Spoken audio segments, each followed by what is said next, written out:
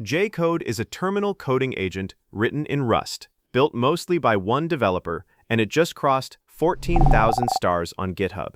The pitch on the repo says it's the most intelligent agent harnessed for code. That's a strong claim, so I installed it, connected my own subscription to it, and had it build a small web page while I watched the numbers. And some of those numbers are hard to ignore. Claude code takes about 3.4 seconds before you see anything on screen.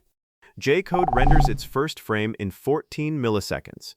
That's not a typo. I'll show you where that gap comes from, and also where this tool falls apart, because it's not for everyone. So first, what a harness actually is, real quick. The model is the brain. The harness is everything wrapped around it. The tools, the context management, the memory, the UI. JCode's whole thesis is that the next big jumps in agent capability come from the harness layer, not just from bigger models.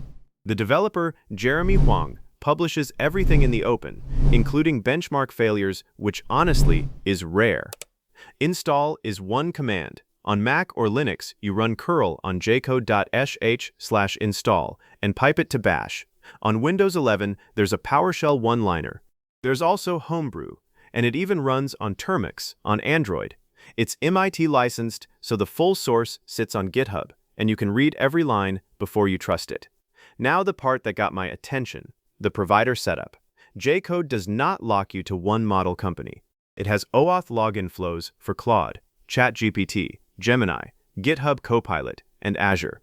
So if you already pay for a Claude Max plan or a ChatGPT subscription, you log in with that and use it inside JCode. No separate API key, no separate bill.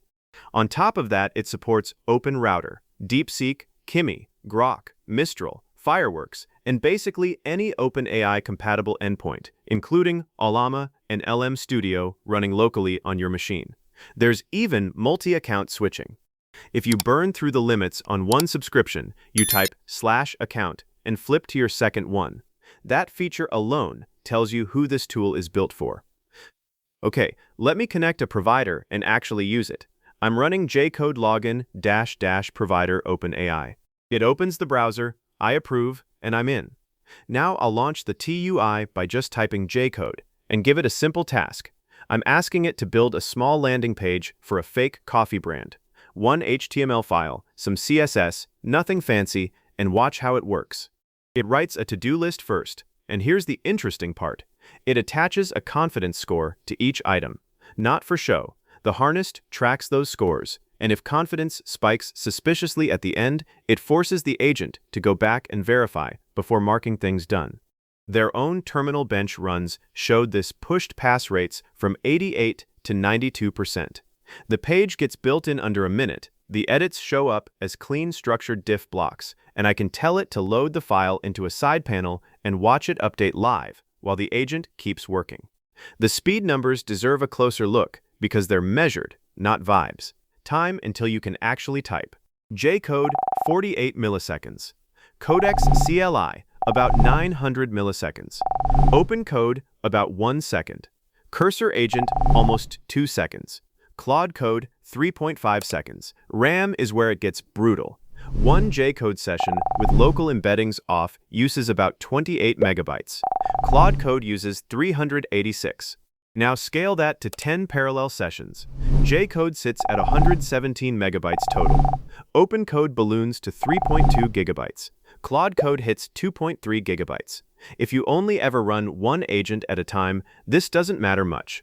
But this tool is clearly designed around running many agents at once, and at that point, the efficiency is the whole product.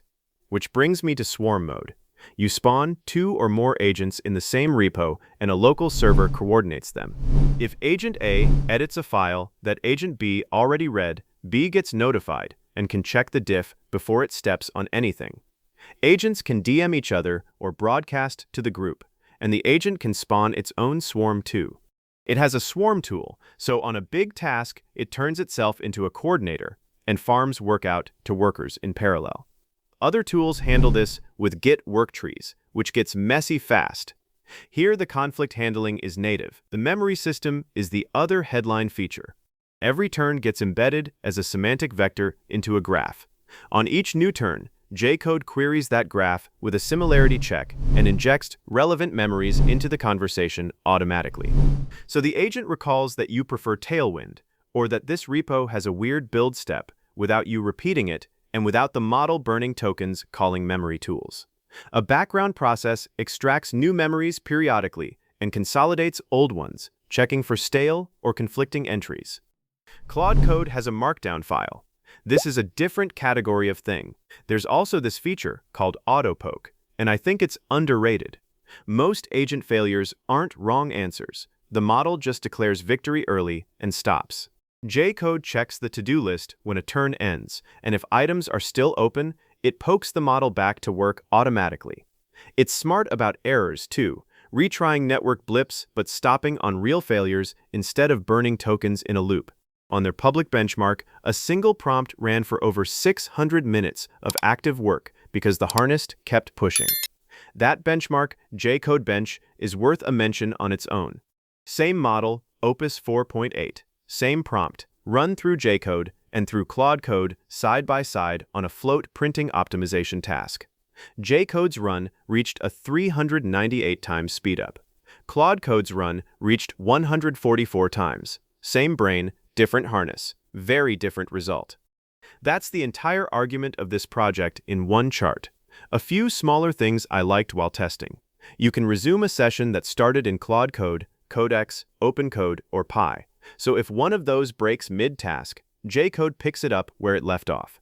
It warns you when Anthropic's prompt cache went cold after 5 minutes, which saves real money on long sessions. Inputs interleave with the running agent without breaking the KV cache. There's a built-in browser tool through a Firefox bridge, so the agent can open pages, click, fill forms, and take screenshots. And there's self-dev mode, which is genuinely strange. You tell JCode to modify its own source code, and it edits, rebuilds, tests, and hot reloads its own binary while your sessions keep running. The docs recommend a frontier model for this because weaker models make subtle breaking changes in the codebase. Now the honest part. Why you might skip this. It's young and it moves fast. There were 3 releases on a single day this week, and the issue tracker has over 100 open items. Things break, key bindings change, features get renamed. If you want boring and stable, this isn't that yet. It's largely a one-person project. The bus factor is real, even with the code being open. The install method is curl piped to bash, which some people reasonably won't do, though you can build from source with cargo instead. There's telemetry, documented in a file in the repo, so read that before you decide. The advanced features have a learning curve. Swarms, memory tuning, provider profiles in config.tuml. It's a lot compared to just opening cursor. It's terminal only, no GUI, so if you live in VS Code panels, this will feel foreign. And the benchmarks on the site are run by the project itself, on the developer's own machine. They're transparent and reproducible, but they're still first-party numbers, so hold them loosely. Why you would use it? If you run multiple agent sessions in parallel, the resource efficiency changes what your machine can handle. If you're paying for one or more model subscriptions already, the OAuth support means you use what you have. If you work on long tasks, the memory graph and autopoke keep the agent on track in ways the mainstream tools just don't. And if you care about auditing your tools, everything here is MIT licensed and public, down to the failed benchmark transcripts. My take after using it. This feels less like a Claude Code clone and more like a research project that happens to be a genuinely fast daily driver. The speed is real. I felt it immediately. The memory recall worked on my second session without me doing anything. The rough edges are also real. I hit one rendering glitch and the docs assume you're comfortable in a terminal. But for a project this size, crossing 14,000 stars this quickly, the attention makes sense. It's asking a question the big labs mostly aren't, which is how much intelligence is sitting untapped in the layer around the model. Based on what I saw, the answer is more than I expected. If you try it, start with the one-line installer, log in with a subscription you already have, and give it one real task before touching swarms or self-dev mode.